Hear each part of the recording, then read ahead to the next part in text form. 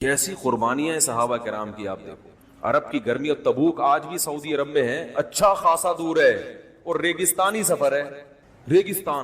ریگستان میں اتنے لمبے سفر کرنا اور اتنی شدید گرمی میں، اور یہ بھی نہیں کہ کوئی پکنک منانے جا رہے ہیں، وہاں دشمن سے کیا ہے، لڑائی، اور ایسے موقع پہ جب پورے سال کسانوں کی محنت ابھی پھل دے رہی ہے، اور ایسے موقع پہ اپنے قیمتی باغات کو چھوڑنے کا حکم ہے۔ تو اس موقع پر منافقین نے بڑا لیت و لعل سے کام لیا ہے، ایکچولی مسئلہ یہ ہے، ابھی یہ پرابلم ہے۔ تو ہوا یہ کہ ان منافقین نے تو بہانے مارے، اور یہ فرض عین ہو گیا تھا جہاد، کیونکہ نبی نے سب کو نکلنے کا حکم دیا تھا، لیکن 3 صحابی تھے جو مخلص ہونے کے باوجود پیچھے رہ گئے۔ ایک کعب ابن مالک رضی اللہ تعالی عنہ، ہلال ابن امیہ، اور مرارہ ابن ربیع۔ یہ 3 صحابی ایسے تھے جن کے پاس وسائل بھی تھے، مال بھی تھا، مگر یہ پیچھے رہ گئے۔ جب رسول اللہ صلی اللہ علیہ وسلم واپس لوٹے ہیں، حدیث میں آتا ہے کہ جب نبی تبوک کے مقام پہ پہنچے تو آپ نے فرمایا ما فعل کعب بن مالک، کعب ابن مالک کہاں ہیں؟ وہ تو میرے بڑے مخلص صحابی ہیں، وہ کیسے پیچھے رہ گئے؟ کسی نے عرض کیا یا رسول اللہ حبسہ برداہ والنظر فی عطفی، یا رسول اللہ ان کے پاس مال آج کل بہت آیا ہوا ہے، دولت نے ان کو پیچھے روک لیا۔ کسی دوسرے نے کہا کہ بیس ما قلتا، تم نے بہت بری بات کی کعب ابن زہیر مالک کے بارے میں، یا رسول اللہ ما علمنا فیہ الا خیرا، ہم نے کعب ابن مالک میں ہمیشہ خیر پائی ہے، کوئی عذر ہوگا، ورنہ وہ پیچھے رہ جانے والوں میں سے بولو نہیں۔ جب یہ لشکر واپس لوٹا تو نبی صلی اللہ علیہ وسلم مسجد نبی میں بیٹھے، تو اب جو منافقین ہیں نا وہ آ کے اپنے آزار پیش کرنے لگے۔ میں اصل میں یہ مسئلہ میرا یہ ہو گیا تھا کہ وہ مجھے تو حکیم نے منع کیے جانے، میں اپنی طرف سے کہہ رہا ہوں، یعنی کچھ بھی الٹے سیدھے آزار، ڈاکٹر تو ہوتے نہیں تھے اس زمانے میں، میرے ساتھ ایکچولی یہ مسئلہ تھا، میرے ساتھ یہ نبی کو پتا تھا کہ یہ جھوٹ بول رہے ہیں۔ آگے سورہ توبہ میں آ رہا ہے یحلفون باللہ یعتذرون الیکم، یہ عذر کر رہے ہیں، سب جھوٹے عذر ہیں، لیکن نبی صلی اللہ علیہ وسلم ان کے زبان سے نکلے ہوئے کلمات پر فیصلہ کر رہے تھے کہ تم کہہ رہے عذر تھا تو ہم مان لیتے ہیں، حالانکہ آپ کو معلوم تھا کہ یہ جھوٹ بول رہے ہیں، لیکن نبی نے ان کے ظاہر کو مانا کہ ٹھیک ہے۔ تو اب کیا ہوا، نبی صلی اللہ علیہ وسلم جب واپس تشریف لائے، چونکہ یہ سورہ توبہ میں پوری غزوہ تبوک کو بڑی ڈیٹیل میں بیان کیا گیا ہے، اور اس میں اس واقعے کو بھی اللہ نے ہائی لائٹ کیا ہے۔ تو نبی صلی اللہ علیہ وسلم جب واپس آئے تو منافقین جھوٹے جھوٹے آزار پیش کر رہے تھے، یہ ہو گیا، آپ کو پتا تھا جھوٹ بول رہے ہیں اور جھوٹی قسمیں اٹھا رہے ہیں، لیکن آپ نے ان کو چھوڑ دیا۔ جب کعب ابن مالک آئے تو بڑے پریشان تھے کہ میں کیا کہوں گا، میں تو مخلص ساتھیوں میں سے ہوں، اور حضرت کعب ابن مالک کہتے ہیں ہر جنگ میں نبی کے ساتھ شریک رہا ہوں میں، کہتے ہیں صرف بدر میں اس لیے نہیں کہ مجھے تو پتہ ہی نہیں تھا کہ یہ لڑائی ہو جائے گی، ورنہ ہر جہاد میں نبی کے ساتھ شریک رہا۔ کہہ رہے ہیں جب میں نبی کے پاس آیا تو آپ نے پوچھا کہ کیا عذر تھا تمہارا، الم یکن قد ابتعت ظہرک، کیا تم نے سواری نہیں خریدی تھی؟ تمہارے پاس تو سواری بھی تھی، سب کچھ تھا۔ کعب ابن مالک کہتے ہیں میرے دل میں شیطان نے بڑے وسوسے ڈالے کہ میں بھی منافقین کی طرح جھوٹ بول دوں، لیکن کہتے ہیں میں نے کہا ایک جرم میں نے کیا ہے، دوسرا جرم میں بولو بھائی نہیں کروں گا۔ کہتے ہیں میں نے کہہ دیا کہ یا رسول اللہ کوئی عذر نہیں تھا، کوئی عذر نہیں تھا میرا، بس شیطان نے روک لیا مجھے، اور اتنا مالدار تو میں پہلے کبھی تھا ہی نہیں جتنا ابو۔ اور وہ جو 2 صحابی تھے وہ عمر زیادہ تھی ان کی، بوڑھے تھے، مرارہ ابن ربیع اور ہلال ابن امیہ، انہوں نے بھی سچ سچ کہہ دیا۔ آپ صلی اللہ علیہ وسلم نے فرمایا قم، اٹھو، حتی یقضی اللہ فیک، جب تک اللہ تمہارے بارے میں کوئی فیصلہ نہیں کرتا تم یہاں سے چلے جاؤ۔ آپ ایسے غضبناک ہوئے کہ آپ صلی اللہ علیہ وسلم نے صحابہ کو حکم دے دیا کوئی بھی ان سے بات چیت نہ کرے، کیونکہ ایسی سخت لڑائی تھی، اتنی گرمی تھی، شدت تھی، ایسے موقع پہ اپنے ساتھیوں کا ساتھ چھوڑ دینا اچھا کام۔ اس سے پتہ چلتا ہے کہ اپنے سب ساتھی تھے نا صحابہ بھی ایسے موقع، اور اسی سے انسان کا پتہ چلتا ہے کون کتنے پانی میں ہے۔ وہ ایک شاعر کا شعر ہے نا، وَإِذَا يُحَاسُ الْحَيْثُ يُجْعَدْ وَإِذَا تَكُونُ كَرِيهَةً اُدْعَى لَهَا وَإِذَا يُحَاسُ الْحَيْثُ يُدْعَى جُندُبُ، کہہ رہے ہیں جب حلوہ پکایا جاتا ہے تو جندب کو بلایا جاتا ہے، اور جب گھمسان کی جنگ لڑی جاتی ہے تو مجھے کال کی جاتی ہے، ٹھیک ہے نا؟ تو غیرت مند لوگوں کو کب یاد کیا جاتا ہے؟ مشکل میں، اور وہ کیونکہ وہ مشکل میں ساتھ دیتے ہیں، اور جو ساتھ مشکل میں نہیں دے رہا، صرف افطار پارٹیوں میں تو آپ کے ساتھ آ رہا ہے، مشکلات میں آپ کا ساتھ چھوڑ دیتا ہے، وہ غیرت مند اور دوستی کے قابل نہیں ہے۔ یہ دوسروں کے بارے میں نہیں، ہمیں اپنے بارے میں سوچنا چاہیے کہ ہم ایسے، ہم تو ابھی پتہ ہے کیا ذہن میں آ رہا ہوں، وہ جو بندہ ہے نا صحیح کہہ رہے ہیں مفتی صاحب اس کے بارے میں۔ ہمیں چاہیے کس کے بارے میں؟ اپنے بارے میں، کہ کیا میں ایسا ہوں یا نہیں ہوں۔ تو نبی نے فرمایا جاؤ اللہ تمہارے بارے میں فیصلہ کرے گا، اور صحابہ کو حکم دے دیا کوئی ان سے بات چیت نہ کرے، اور بیویوں کو حکم دیا وہ بھی الگ ہو جائیں ان سے۔ صحابہ نے پوچھا کہ طلاق دے دیں؟ فرمایا نہ نہ نہ، طلاق مت دو، ان سے کہو الگ ہو جائیں، اپنے ماں باپ کے گھر چلی جائیں۔ وہ جو دو صحابی تھے بوڑھے، انہوں نے کسی خادم کو بھیجا کہ نبی سے جا کے پوچھیں کہ ہم نہیں، ان کی بیویوں نے پوچھا نبی سے کہ یا رسول اللہ یہ بوڑھے ہمارے دونوں شوہر کیا ہیں؟ بوڑھے ہیں، ان کو خدمت کی ضرورت ہے، تو ہم اگر اپنے ماں باپ کے گھر چلی جائیں گی تو یہ بوڑھے شوہر کی خدمت کرنے والا کوئی بھی نہیں ہے۔ تو نبی نے حکم دیا کہ ٹھیک ہے تم گھر پہ رہو مگر یہ تمہارے پاس نہ آئیں۔ تو انہوں نے کہا یا رسول اللہ یہ ہمارے پاس آنے کی سکت نہیں رکھتے، کیونکہ جب سے ان کا بائیکاٹ ہوا ہے اور پتہ چلا ہے کہ نبی ناراض ہیں، یہ رونے کے علاوہ کوئی کام نہیں کرتے۔ کعب ابن مالک کہتے ہیں کہ مجھے لوگوں نے مشورہ دیا کہ تم بھی اپنی بیوی سے کہو کہ جا کے نبی سے پرمیشن لے آئیں۔ فرماتے ہیں میں نے کہا کہ وہ تو بوڑھے تھے، میں جوان ہوں، مجھے تو شرم آ رہی ہے۔ نبی بولیں گے تمہیں کیا خدمت کی ضرورت ہے بھائی؟ فرماتے ہیں میں نے نبی سے یہ درخواست، بولو بھائی، نہیں۔ کہتے ہیں ایک دن، 2 دن، 3 دن، 4 دن ایسی حالت ہو گئی کہ جس کا قرآن نے ذکر کیا ہے سورہ توبہ میں، ضاقت علیہم الارض بما رحبت، زمین اپنی کشادگی کے باوجود ان پر تنگ ہو گئی۔ فرمایا میں بازاروں میں نکلتا، لوگ مجھ سے منہ پھیر لیا کرتے تھے، 1 دن، 2 دن، 3 دن، 4 دن، 5 دن، کہتے ہیں ایسا لگتا تھا کہ میں زمین کیا ہو گئی ہے۔ دیکھو اس موقع پر اگر ذرہ برابر بھی نفاق ہوتا یا ایمان کمزور ہوتا، ہم ہوتے تو ہم کیا سوچتے کہ بھئی ساری زندگی ہم نے ساتھ دیا، اپنا وطن چھوڑ کے ہجرت کی، ہر میدان میں نبی کا ساتھ دیا، اگر ایک لڑائی میں شریک نہیں ہوئے تو کیا ہو گیا؟ ہم یہ کہتے نا، باقی تو سارے گئے ہیں، اگر میں نہیں گیا تو کون سا طوفان آ گیا، ہم یہ کہتے نا۔ اور اس پر اتنی سخت سزا ہمیں دی جا رہی ہے کہ بائیکاٹ کیا جا رہا ہے، ہماری بیویوں تک کو اپنے والدین کے گھر بھیج دیا گیا، اور کوئی مدینہ میں ہم سے بات کرنے کے لیے تیار نہیں ہے۔ کتنی بڑی آزمائش! یہ کہنا آسان ہے، جس پہ گزرتی ہے وہ جانتا ہے کہ کتنی بڑی آزمائش ہے۔ آج کسی سے عقیدت محبت ہونا، ذرا سی کوئی کوتاہی اس کی سامنے آ جائے، فوراً عقیدت کا جنازہ، ایک دم عقیدت کا جنازہ نکل جاتا ہے۔ تو اس موقع پر روم کا بادشاہ تھا، پتہ نہیں فارس کا، مجھے یاد نہیں، اس کو جب پتہ چلا نا کہ کعب ابن مالک جو سرداروں میں سے ہے اور ان کے ساتھیوں نے ان کے ساتھ یہ سلوک کیا کہ کوئی بات ہی نہیں کر رہا، تو اس نے ایسے موقع پہ دشمن فائدہ اٹھاتے ہیں نا، تو اس نے خط بھیجا کعب ابن مالک کی طرف۔ تو حضرت کعب ابن مالک کہتے ہیں کہ میں بازار میں چل رہا تھا کہ ایک پکارنے والا پکار رہا تھا، من یدل علی کعب ابن مالک، بھائی کعب ابن مالک کون ہے؟ کیونکہ وہ اجنبی تھا، دوسرے ملک سے آیا تھا، تو لوگ اشارہ کر رہے تھے وہ ہے، نام بھی نہیں لے رہے تھے کہ بات نہ ہو جائے، نبی نے منع کیا بات چیز، اشارہ کر رہے تھے کہ بھئی سمجھ رہے۔ وہ میرا بیٹا ہے نا، ایک دن چھوٹا سا بچہ، اس نے، میں نے اسے بولا یہ کس نے توڑا ہے، تو پتہ کیا کہتے ہیں، ایسے نا ایسے کر کے، وہ جب بھی میں کسی کو اشارہ کرتا ہوں تو مجھے وہ منظر یاد، وہ منہ سے نہیں بول رہا، ڈر رہا تھا، کہہ رہا ہے ایسے کر کے اس نے کیا ہے، تاکہ اس کو پتہ نہ چلے کہ میں اس کی طرف اشارہ کر رہا ہوں۔ تو بچے اس طرح کی حرکتیں کرتے ہیں۔ خیر کہنے لوگ کیا کرنے لگے؟ اشارہ، کیونکہ نبی نے بات چیز سے منع کیا ہے۔ کہہ رہے ہیں وہ میرے پاس آئے اور مجھے خط تھما دیا، اس خط میں لکھا تھا کہ ہمیں یہ پتا چلا ہے، بادشاہ نے لکھا تھا کہ تمہارے ساتھیوں نے تمہارے ساتھ بڑا ظلم کیا، حالانکہ تم تو عزت کے قابل آدمی، دیکھو چڑھانے والے ایسے چڑھاتے ہیں نا، تم ذلت کے لائق نہیں ہو، تم عزت کے قابل ہو، تمہارے ساتھ ایسا سلوک نہیں ہونا چاہیے، تم ہمارے پاس آ جاؤ، ہم تمہیں عزت بھی دیں گے، پیسہ بھی دیں گے، حکومت بھی دیں گے۔ کوئی اور ہوتا کیسا پھسل جاتا ایسے موقع۔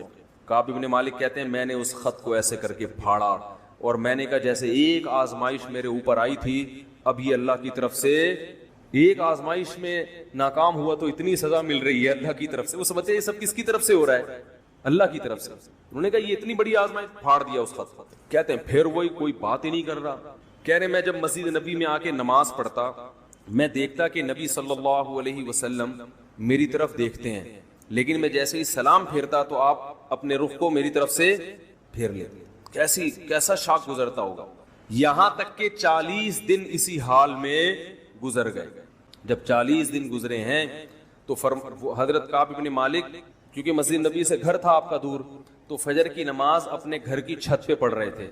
ادھر نبی صلی اللہ علیہ وسلم کو نماز میں وحی ہوئی کہ اللہ نے کعب بن مالک اور باقی 2 صحابہ کی توبہ قبول کر لی ہے. تو آپ نے جیسے ہی سلام پھیرا, آپ نے صحابہ سے کہا کہ کعب بن مالک اور ساتھیوں کو خوشخبری دے دو کہ اللہ نے تمہاری توبہ, بولو بھائی, قبول کر لی. صحابہ یہ خبر سن کے اتنا خوش ہوئے, جیسے کوئی خوشخبری ہوتی ہے تو ہر آدمی چاہتا ہے کہ میں پہلے بتا دوں نا بھائی, اس ساتھی کو میں پہلے اطلاع دوں. تو وہ کہتے ہیں, کعب بن مالک خود بیان کرتے ہیں کہ میری طرف دوڑے. کہتے ہیں ایک نے کیا کیا, اس نے کہا دوڑنے سے بہتر ہے میں تیز رفتار گھوڑے کی پشت پہ سوار ہو کے جاؤں گا اور سب سے پہلے کعب بن مالک کو خوشخبری. تیسرے صحابی نے کیا کیا کہ گھوڑے کی رفتار سے زیادہ آواز کی رفتار ہے, وہ فوراً پہاڑ پہ چڑھ کر کعب بن مالک کے گھر کی طرف رخ کیا اور زور سے آواز ماری, یا کعب بن مالک ابشر, اے کعب بن مالک اللہ کی طرف خوشخبری قبول کرو.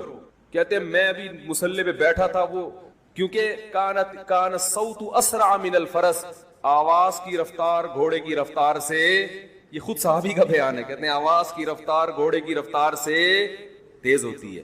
تو وہ ان صحابی نے نا اپنے شوق میں, جیسے ہوتا ہے نا کسی کو اطلاع دینی ہوتی ہے تو بھائی چڑھ کے آواز لگا دو تاکہ وہ گھوڑے میں جو ہے نا پہنچنے سے پہلے میری آواز پہنچ جائے. کہتے ہیں میں نے جب پہاڑ پہ آواز سنی کہ اے کعب بن مالک خوش ہو جاؤ, بس اتنی, میں سمجھ گیا کہ میری توبہ قبول ہو. میں فوراً دوڑا نبی صلی اللہ علیہ وسلم کی طرف مسجد نبی میں. جب آیا آپ صلی اللہ علیہ وسلم کی خدمت میں تو آپ صلی اللہ علیہ وسلم مسجد نبی میں بیٹھے ہوئے تھے اور آپ کا چہرہ خوشی سے چمک رہا تھا. حتی اذا استنار کأن وجہہ قطعۃ قمر, نبی صلی اللہ علیہ وسلم جب خوش ہوتے تھے تو کعب بن مالک کہتے ہیں ایسا چہرہ چمکتا تھا جیسے 14ویں کا چاند, آپ کے چہرے پہ خوشی کے آثار. اور کہتے ہیں کہ میں جیسے ہی نبی کے پاس آ کے بیٹھا, نبی نے کیا خوشخبری دی, یا کعب بن مالک ابشر بخیر یوم مر علیک منذ ولدتک امک. کیا بشارت دی, اے کعب جب سے تیری ماں نے تجھے جنا ہے اس سے زیادہ بہتر دن تیری زندگی میں نہیں آیا, ایسے دن کی مبارکباد قبول کرو. حضرت کعب نے فوراً کیا کہا, امن عندک ام من عند اللہ یا رسول اللہ, یہ آپ کی طرف سے خوشخبری ہے یا اللہ کی طرف سے؟ فرمایا لا بل من عند اللہ, یہ میری طرف سے نہیں, یہ کس کی طرف سے؟ یعنی وہ چاہ رہے تھے کہ نبی نے اپنی طرف سے معاف کیا, یہ اللہ نے کچھ حکم دیا ہے, تھوڑے تسلی چاہ رہے تھے نا. تو نبی نے کیا فرمایا, من عند اللہ, یہ معافی کس کی طرف سے ہے؟ پکا کام ہوا ہے, پکا. کہتے ہیں نا سپریم کورٹ کا فیصلہ ہے بھائی, یہ اس کو چینج نہیں کیا جا سکتا. یہ کس کا فیصلہ ہے؟ اللہ کا.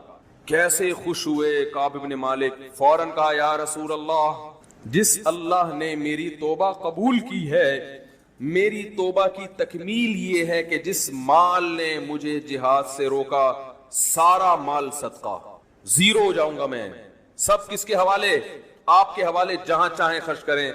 نبی نے فرمایا نا نا نا نا ایسا نہ مت کرو, ٹھیک ہے نا, کچھ روکو اور کچھ سارا صدقہ کر دو گے.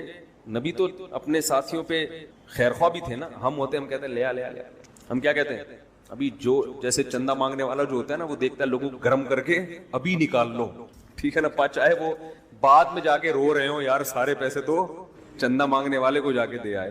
اور وہ تو غربا پہ صدقہ کر رہے تھے.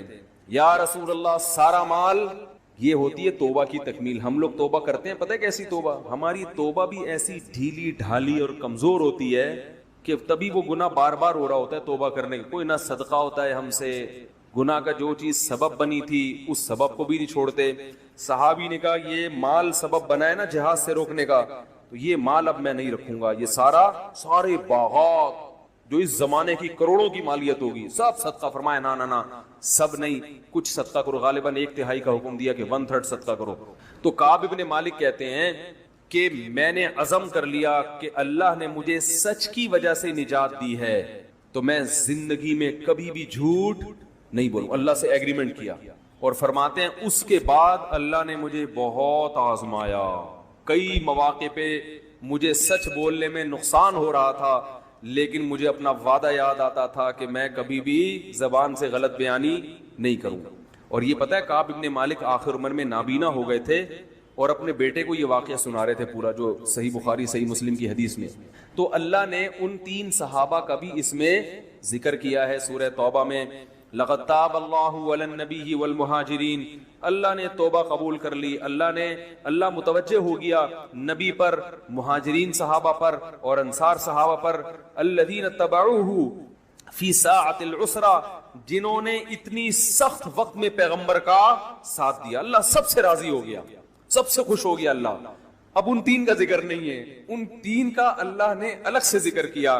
وعلی الثلاثۃ الذین خلفوا، اور اللہ ان 3 سے بھی راضی ہو گیا جن کو پیچھے رکھا گیا. اب دیکھو عجیب بات ہے، حالانکہ وہ تو خود پیچھے رہے تھے نا، لیکن اللہ کیا کہہ رہے ہیں پیچھے ان کو.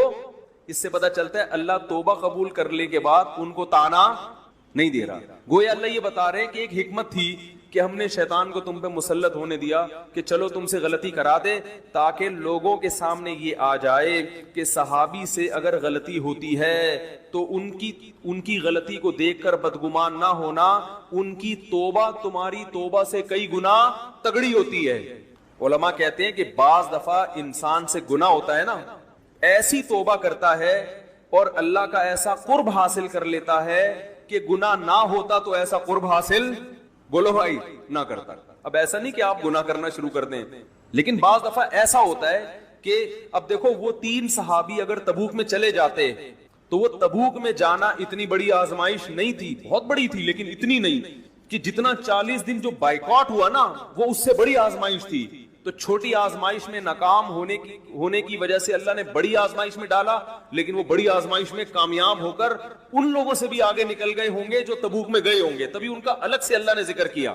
ہاں تو توبہ جیسے ان 3 صحابی کو جو اللہ نے آزمایا وہ تبوک سے زیادہ آزمایا، تو اللہ نے تمام صحابہ کی تعریف کی جو بھی تبوک میں گئے تھے، لیکن ان کی الگ سے تعریف کی. وعلی الثلاثۃ الذین خلفوا، اور ان 3 لوگوں کی بھی اللہ نے توبہ قبول کر لی جن کو پیچھے رکھا گیا تھا. حالانکہ وہ پیچھے خود رہے تھے نا، لیکن اب اللہ تعالیٰ گویا ان کو طنز نہیں کر، تانا نہیں دے رہے کہ گویا وہ کسی حکمت سے پیچھے رکھ لیا تھا تاکہ امت کے سامنے صحابہ کا یہ پہلو بھی تو آئے، امت کو اس سے بھی تو سبق ملے کہ اگر کبھی تم سے غلطی ہو جائے اور بڑوں کی طرف سے سزا ملے تو اس سزا کو ٹھنڈے پیٹوں برداشت کر لیا کرو.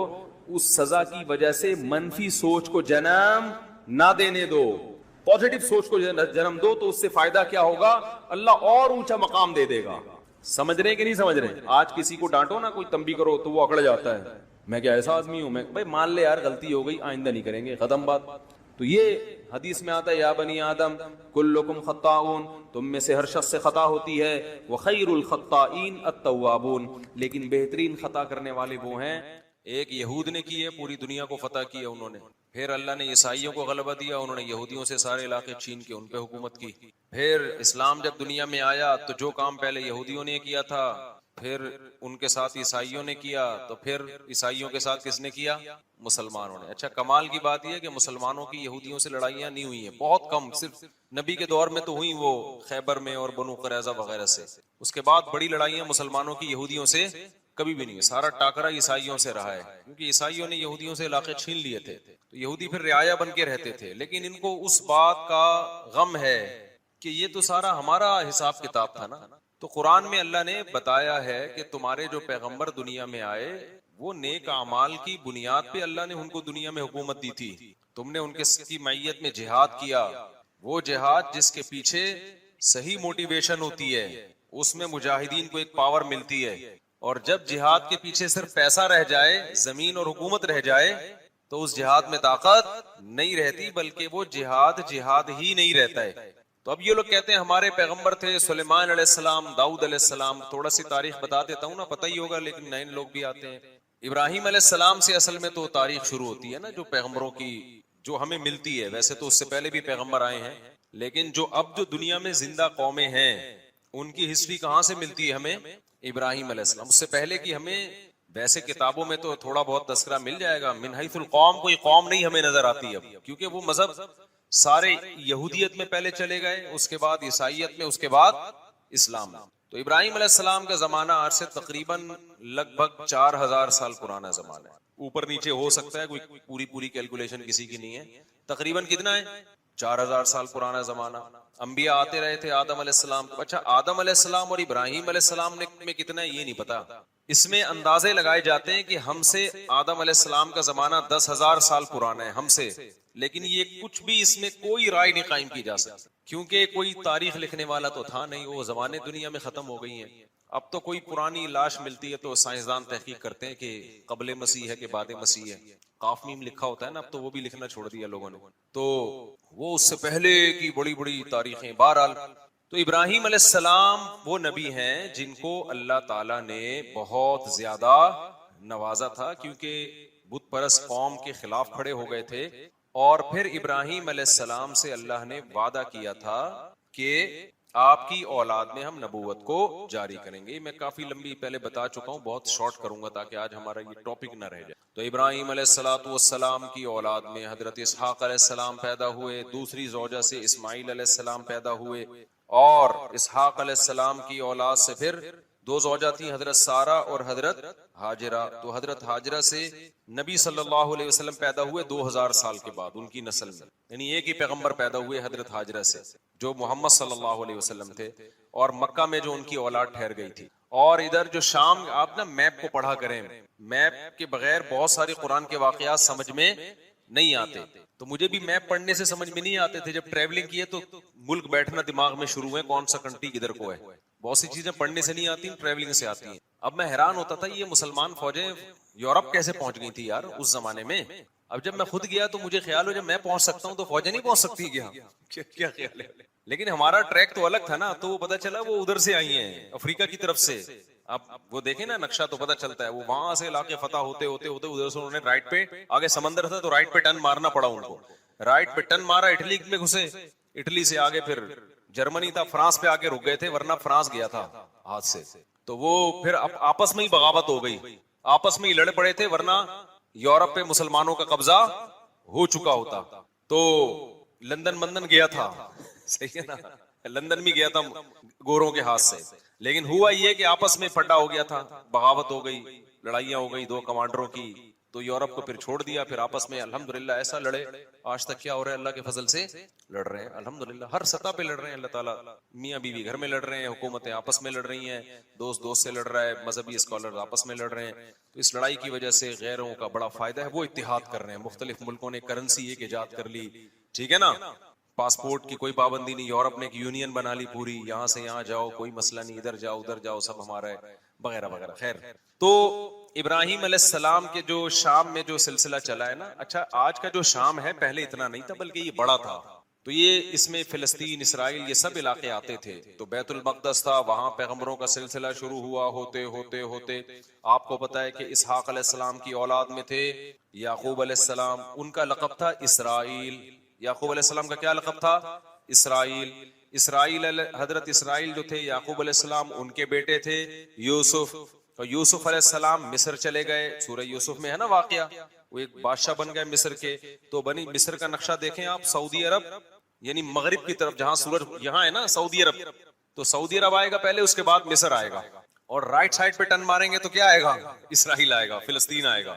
تو ایسا نہ ہو نکل جائے یہاں پہ گدے پہ بیٹھ کے, ایسے ہی جہاز سے ٹرن مارنا پڑے گا آپ کو. تو مصر میں جو ہے نا یوسف علیہ السلام, وہاں کی حکومت ان کے ہاتھ میں آئی. مصر بڑا زبردست ملک تھا, ایک بڑی تہذیب, مصر کی تہذیب بہت پرانی ہے اور بڑے اسٹیبل لوگ تھے. تو وہاں پر یوسف علیہ السلام کی حکومت قائم ہو گئی. یوسف علیہ السلام بہت اقلیت میں تھے نا, وہ تھوڑے سے بنی اسرائیل آئے تھے, 90 کے قریب ان کا خاندان تھا. یعقوب علیہ السلام نے شادیاں بہت کی تھیں, اولاد ان کے بہت تھی. اب یہ انہوں نے کی تھی, اب آپ ان سے پوچھیں. تو یعقوب علیہ السلام کی اولاد میں برکت بہت ہوئی ہے. اس غم میں بھی انہوں نے شادی کی ہے جب یوسف علیہ السلام بچھڑ گئے تھے, اس دوران بھی انہوں نے نکاح کیا ہے. تو یہ ان لوگوں کے مسئلے نہیں تھے, یہ ہمارے مسئلے ہیں کہ ایکچولی کر کے نا, وہ کہتے بھائی غم بھی ساتھ ساتھ جھیلتے رہو, اور شادیاں بھی ہوتی رہیں گی, بچے بھی ہوتے رہیں گے, قحط بھی پڑا, اولاد پھر بھی ہوتی رہی. سمجھتے ہو؟ تو یہاں تک کہ جب یوسف علیہ السلام, یعقوب علیہ السلام مصر گئے ہیں نا, جب پتہ چلا بیٹا بادشاہ بن گیا ہے, تو مولانا عبد الماجد دریا آبادی بڑے عالم گزرے ہندوستان میں, جو دنیاوی علوم کے بھی بڑے ماہر تھے. انہوں نے اپنی تفسیر میں لکھا ہے, وہ خود یعقوب علیہ السلام کی اولاد میں بھی, انہوں نے اپنا پورا نسب بھی بیان کیا ہے. کہ ہمارا نسب اتنی پشتوں میں جا کے یعقوب علیہ السلام سے ملتا ہے. تو انہوں نے یہ لکھا ہے, جو بھی ان کی تحقیق ہوگی, وہ تورات انجیل کے بھی بڑے عالم تھے, جو مولانا عبد الماجد دری آبادی ہے نا, انگلش بھی بڑی اچھی تھی. مولانا شلوی تھانوی رحمۃ اللہ علیہ سے غالباً بیت بھی تھے, وہ بیت تھے, تبھی وہ جگہ جگہ شیخ اور مرشد تھانوی کا لفظ استعمال کرتے ہیں. تو دنیاوی دینی دونوں علوم کے بڑے ماہر تھے, بڑی ریسرچ. انہوں نے لکھا ہے کہ 90 افراد تھے یعقوب علیہ السلام کی, صرف بیٹے, بیٹیاں, بہویں, داماد, یہ ملا کے ٹوٹل کتنے تھے؟ 90.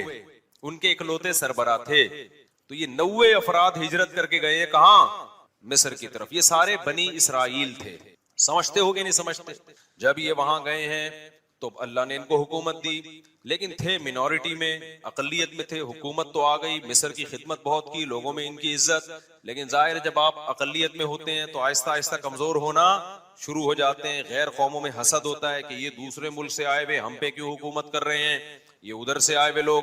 اچھا, تہذیب ان کی اچھی تھی, مصریوں کو تو غیر مسلم تھے نا, بت پرست تھے وہ, تو بت پرستوں کی ان کے مقابلے میں کیا تہذیب ہوگی؟ پلہ کس کا بھاری تھا؟ تہذیب کے لحاظ سے ان کا بھاری تھا, لیکن اکثریت میں وہ تھے. تو پھر یہ تھوڑا تھوڑا دین سے دور ہونا بھی شروع ہو گئے. جب دین سے بھی دور ہو رہے ہیں, آپ اقلیت میں بھی ہیں, تو آہستہ آہستہ دوبارہ مصریوں کا غلبہ ہونا شروع, اور قوم پرستی کا نعرہ لگایا گیا. یہ بنی اسرائیلی ہیں, ہم قبطی ہیں, یہ غیر ہیں. یہ حالانکہ بھائی غیر ہیں, لیکن انہیں تمہیں بنایا کتنا ہے؟ تمہارے ملک کو قحط سے بچایا ان لوگوں نے, تمہیں تہذیب سکھائی, تمہیں ایمان دیا نا. یہ قوم پرستی انتہائی غلیظ اور بدبودار نعرہ ہے. کتا گلی میں ایک دوسرے کتے کو برداشت نہیں کرتا, بلی برداشت کر لے گی. بلی تھوڑی سی غیرت مند ہوتی ہے, کتا جو ہے نا اتنا وفادار ہو کے بھی ہے کتا ہی وہ. اسلام یہ نہیں کہتا کہ یہ اتنا وفادار ہے تو اب اس کو کتا مت کہو, کہنا کیا پڑے گا اس کو؟ کتا ہی کہنا پڑے گا. وجہ اس کی ہے کہ اس میں کچھ بہت بری خصلتیں بھی ہیں. آگے وہ ابھی میں خصلتوں پر بیان پہلے کر چکا ہوں, ابھی میں نہیں جاؤں گا اس کی طرف. تو خیر, اب کیا مسئلہ ہے؟ تو بنی اسرائیل جب یہاں گئے ہیں, آہستہ آہستہ آہستہ حکومت ان کے ہاتھ سے نکلنا شروع, اور گناہوں میں بھی جانا شروع ہو گئے. جائے جب حکومت میں آتے ہیں تو عیش و عشرت بھی بڑھتا ہے. بالآخر فرعون, اس زمانے میں مصر کا جو بھی بادشاہ اس کو فرعون ہی کہا جاتا تھا, تو وہ والا فرعون جس کا قرآن میں تذکرہ ہے وہ ان پر بالآخر غالب آ گیا, اور وہ ویسے ہی تحریکیں چلنا شروع ہو گئیں جیسے مودی صاحب کی تحریکیں ہیں. یہ اقلیت میں ان کو مارو, ان کو پیٹو, ان کو یوں کرو, ان کو یوں کرو, جو ہندوستان میں مسلمان بیچاروں کے ساتھ ہو رہا ہے اس وقت. تو ظلم شروع ہوا فرعون کا, اور قرآن کہتا ہے کہ ایسا سخت ظلم بنی اسرائیل کے اوپر کہ یقتل ابناءہم ویستحیی نساءہم, مردوں کو قتل کر دیا جاتا تھا, عورتوں کو چھوڑ دیا جاتا تھا, تاکہ ہم ان سے اپنی نسل ان سے پیدا ہو ہماری, یا ان کو ہم لونڈی بنائیں, غلام بنائیں. تو فرعون کو کہیں خواب آیا کہ میری, وہ نجومیوں نے نہیں بتایا تھا, نجومی جھوٹ بولتے ہیں, نجومیوں کو کچھ بھی نہیں پتا ہوتا.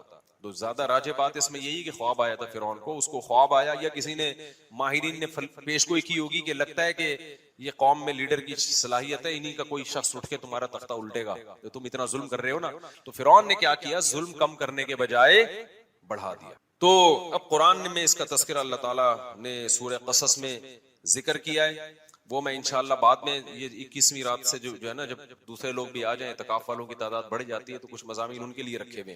تو بالآخر موسیٰ کلیم اللہ پیدا ہوئے, اور اللہ نے موسیٰ علیہ السلام کو فرعون کے محل میں پلایا, اور پھر موسیٰ علیہ السلام کو نبوت ملی, اور پھر بالآخر فرعون کو اللہ تعالیٰ نے دریا میں غرق کر دیا, اور فرعونی کیا ہو گئے, ایک بھی بندہ نہیں بچا, سارے ہی مار دی اللہ تعالیٰ نے, جتنے بھی تھے. بنی اسرائیل کو نجات ملی, اور قرآن ان کی تعریف کرتا ہے بما صبروا, اس لیے کہ بنی اسرائیل نے موسیٰ کا ساتھ دیا تھا اور صبر کیا تھا انہوں نے. لیکن تھے بہرحال نالائق, صبر بھی کرتے تھے, تکلیفیں بھی دیتے تھے. پھر بنی اسرائیل کو حکم ہوا کہ اب تو تمہارا اصل وطن ہے فلسطین, ارض شام, وہاں تم موسیٰ علیہ السلام کی قیادت میں اب جہاد کرو. یہ تو اللہ نے فرعون کو خود ہی ٹھکانے لگا دیا, اب ہر جگہ اللہ خود سے کام نہیں کرے گا, کچھ تم کو بھی تلوار اٹھا کے کرنا پڑے گا. یہاں تو ویسے بھی ان کے پاس طاقت ہی نہیں تھی, مینورٹی میں تھے نا, کیا لڑتے یہ. تو بنی اسرائیل نے کہہ دیا ہم نہیں جائیں گے, اذهب انت وربک فقاتلا, کیونکہ غلامی میں اتنا عرصہ گزار چکے تھے کہ ذہن کیا بن گیا تھا, غلام.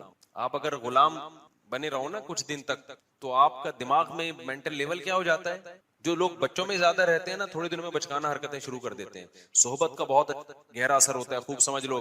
اگر آپ پڑھے لکھے لوگوں میں بیٹھو گے تو آپ کیا بن جاؤ گے, سنجیدہ, سیریس ہو جاؤ گے. آپ اگر ہر وقت مسخروں کے ساتھ بیٹھو گے تو چھچورے بن جاؤ گے. آپ سنجیدگی آپ میں سے ختم ہو جائے گی. آپ علماء بزرگوں صلحاء کے ساتھ بیٹھو گے, اللہ کی محبت آپ کے اندر پیدا ہو جائے گی. دنیا پرستوں میں ہر وقت بیٹھو گے جو ہر وقت مال و دولت کی باتیں کرتے ہیں, اتنی گاڑی, اتنے پیسہ, بحریہ ٹاؤن, فلانا, آپ کی نظر میں دنیا کی ہوس اور لالچ پیدا ہو جائے گی. یہ انسان کی نیچر ہے. تو اچھے لوگوں کے ساتھ بیٹھا کرو. سمجھتے ہو آج ہمارا مرغا مرغی جو ہے نا, ایک دیسی ہے, وہ ہر وقت دہشت گردی. ایک فینسی بھی ہمارے پاس تھائی لینڈ کی نسل, وہ مرغا بھی بڑا تمیز کا اور مرغی بڑی تمیز کی. ہمارے ایک پٹھان دوست ہیں, آج ان کو میں لے کر گیا اپنے پنجرے میں. انہوں نے کہا ان پورے پنجرے میں نا آپ کے کیج میں پڑھے لکھے یہی لگ رہے ہیں, یہ دو مرغے. مجھے ان کا تبصرہ بڑا اچھا لگا. انہوں نے کہا یہ جو مرغا مرغی ہے نا, اس پورے پنجرے میں مجھے صرف یہ دو پڑھے لکھے لگ رہے ہیں, باقی سارے ان پڑھ اور جاہل. وجہ اس کی ہے کہ وہ ہر ایک دوسرے کو جب کوئی موقع ملے, وہ کوئی نیا بندہ آئے اس کو چھیڑ رہا ہے. وہ کہا پڑھے لکھے صرف یہ لگ رہے ہیں. میں نے کہا یہ پٹ رہے ہیں سب سے زیادہ یہاں پہ.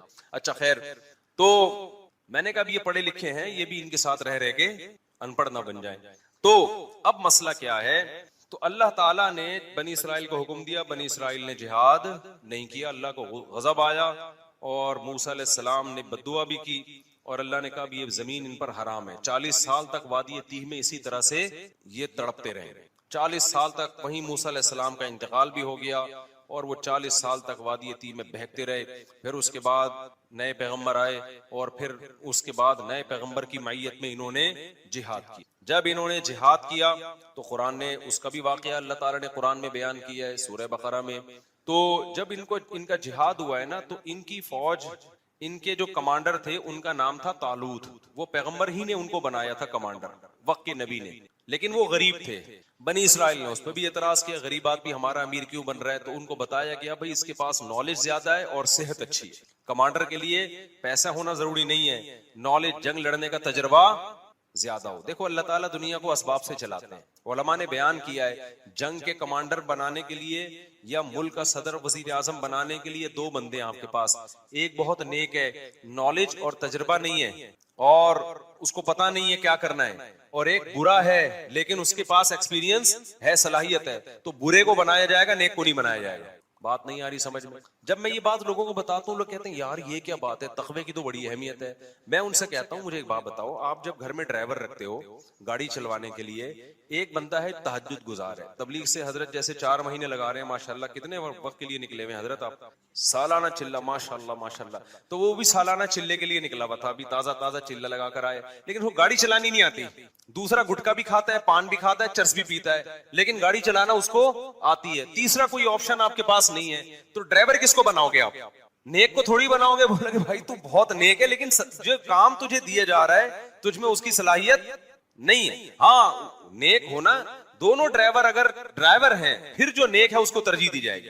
پھر دیکھا جائے گا یار اس کا 4 مہینے لگے ہوئے, اس کے نہیں لگے, تو میں کم از کم اگر کسی کو ڈرائیور رکھوں گا تو میں 4 مہینے والے کو ترجیح دوں گا, یار یہ ڈرائیور بھی ہے اور نیک بھی لگ رہا ہے, یہ ذکر اذکار کرے گا فارغ وقت میں, گانے نہیں سنے گا گاڑی میں بیٹھ کے, چرس نہیں پیے گا. سمجھتے ہو کہ نہیں سمجھتے؟ تو ہمیشہ کام اس کے سپرد کیا جاتا ہے جو کام کا اہل ہو. یہ نبی کی بھی سنت ہے, صحابہ کی بھی سنت ہے, پیغمبروں کی بھی سنت ہے.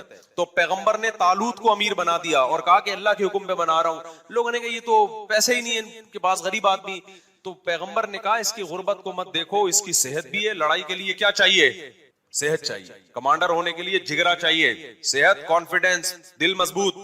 اور دوسرا علم ہے, اس کے پاس نالج ہے, نقشوں کا پتہ ہے, کدھر سے جانا ہے, کدھر سے ٹن مارنا ہے, دشمن کے حملے کیا ہوتے ہیں, ان کی چالوں کو سمجھتا ہے یہ. لہذا یہ طالوت کیا بنے گا؟ یہ تمہارا کمانڈر بنے گا. سمجھتے ہو کہ نہیں سمجھتے ہو؟ تو طالوت کو بنا دیا گیا, بولو, کمانڈر. اسی طالوت کی فوج میں حضرت داؤد تھے جو ابھی تک پیغمبر نہیں بنے تھے. بنی اسرائیل کی ایک عام فرد تھے اور حضرت یعقوب علیہ السلام کی اولاد میں تھے, ظاہر ہے بنی اسرائیل میں سے تھے. اب کیا ہوا ہے کہ جب یہ لشکر گیا ہے لڑنے کے لیے تو یہ بہت تھوڑے تھے اور دشمن بہت زیادہ. تو اللہ نے ان کو امتحان میں ڈالا, کیونکہ اسباب کی دنیا میں بڑا مشکل تھا. تو اللہ چاہتے تھے اسباب تو ہے نہیں تو تقویٰ تو ہونا کم از کم. اسباب بھی نہیں ہے, تقویٰ بھی نہیں ہے, تو پھر کس چیز کی پتہ ملے گی بھائی, اللہ کی مدد کیوں آئے گی؟ افغانستان میں طالبان نے امریکہ کو بھگا دیا نا, تو اسباب تو نہیں تھے, لیکن اس اسباب